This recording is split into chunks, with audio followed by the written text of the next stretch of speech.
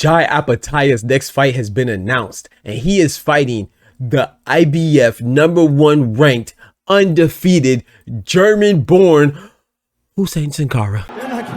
Who the fuck is that guy? Who the fuck is that? No damn well who I am. Who the fuck is that? Now, before you make jokes about how disappointed you are, before you get overwhelmed with emotion about how frustrated and mad you are, stay tuned to the video because I'm gonna tell you why this is not a bad fight. Hello guys, this is Romero. Yo, my name is Nonito Donaire. What's up guys, Designer's Eyes. Here with Bob Santos Boxing. And I rock with Dr. Boxing Talk. I want to give a quick shout out to Dr. Boxing Talk. And I want to give a big shout out to Dr. Boxing Talk. Thank you for all the love, thank you for all the support. You're rocking with Dr. Boxing Talk. Get your daily news from my man right here, the best in the business. Let's get it, baby. All day, baby. Amen. Bam! If I tell you I'm good, probably you will say I'm boasting. If I tell you I'm no good, you know one line. Yo, what's good, Boxing Talk family? Welcome back to your favorite boxing news channel, Dr. Boxing Talk. We are back for another YouTube video. Banger, man. Yes, sir. Yes, ma'am. I know what time it is. Doctor's in the house, man. So check this out. But before we do, let's go ahead and smack that like button. Let's do it together.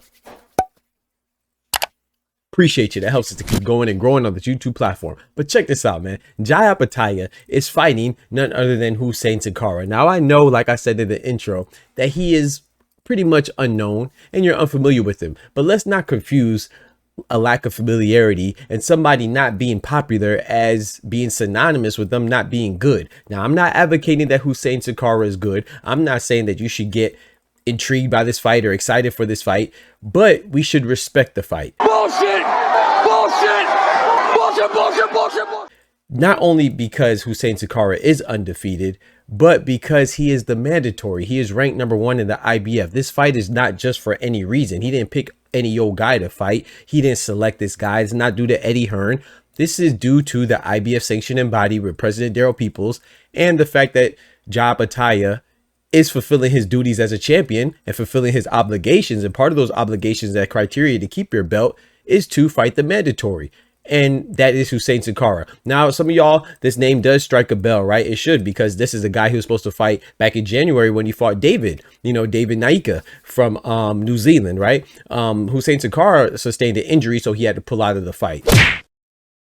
And since recovering from his injury, he had a fight to where he won. So that's why he's back and maintained the #1 position to get his chance at Jai Opetaia. Now, I actually commend Jai Opetaia for taking this fight because, as you know, Turki Al-Sheikh and some other people were advocating that Jai Opetaia fight the former WBO champion, cruiserweight contender Chris Billiam Smith, or even potentially go up to heavyweight and fight the veteran Derek Chisora. But he elected to go the mandatory route and fulfill his mandatory duties. You know why?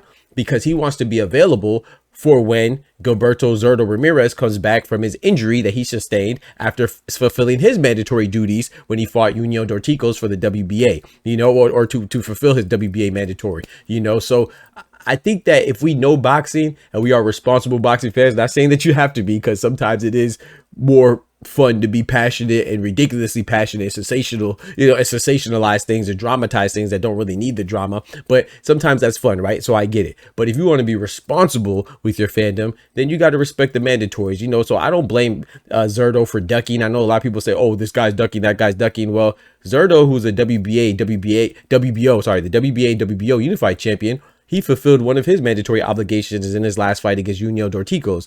That's why he didn't fight Jai or Badou Jack. And the WBC champion Badou Jack, well, he's fulfilling his obligations with the WBC and President Mauricio Solomon in fighting Noel McCallan again, because when they fought the first time, that was ordered, and now they're ordered to fight a rematch. So essentially, Jai Opetaia doesn't have a unification that he could even pursue right now. So instead of fighting a voluntary or fighting somebody else, he decided to get his mandatory out the way. So when Badou Jack is freed up, assuming he beats Noel McCallan, and when Zurdo is freed up, assuming that his recovery process goes smoothly, right, then he'll be available to fight them for unification. So like I said, man, a lot of times some fighters do duck each other, and sometimes there is a lot of nonsense that goes in the business of boxing, but at the same time, there are also protocols that are set and they need to be followed and rules that need to be adhered to, and that's exactly what Jai Opetaia is doing. So in my personal opinion, it's not a good fight because of Huseyin Cinkara is just some great popular fighter, or Huseyin Cinkara is undefeated. I mean, he is 40 years old too. That's definitely not a reason for it to be great, but you know, he's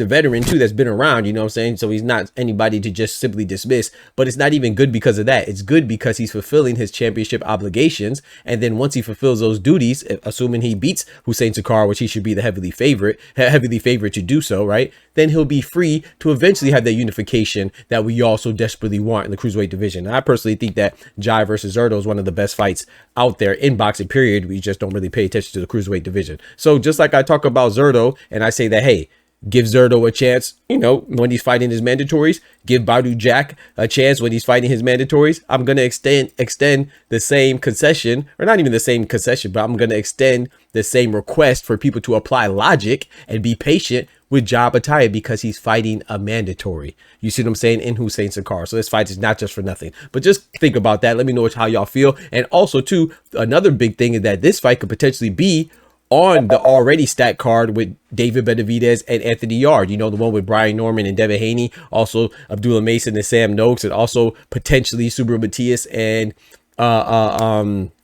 Dalton Smith, and also Beterbiev and Dion Nicholson. Yeah, this fight could be added to that because they still haven't ascertained a specific date, but they said it's going to happen sometime in the fall. You know, the fall season consists of 3 months from September to November. So it could potentially land on that date, or it could potentially land on another date, maybe in Jai's home country of Australia, or maybe they even go to Germany, which I don't see why they would, because it didn't go to purse bid, but you just never know. So, but that'd be dope if it could be on the David Benavidez, Anthony Yard undercard, man. So y'all let me know what y'all think about that. Don't forget to smack that like button, but most importantly, remember, with God, we can do anything. Without God, we're nothing. The doctor's out. Peace. I just thought this was funny, man. For those of you that stayed this long in the video, I want to show you something. If you type in Huseyin Cinkara in Google, the first picture that comes up is Jai Opetaia. I just thought I should share that. From the hood to college, both worlds they had to meet. 6 degrees between us, so cold we're about to freeze. But we're Florida boys, hot takes, we bring the heat. We're moving the culture, the engineers to the streets.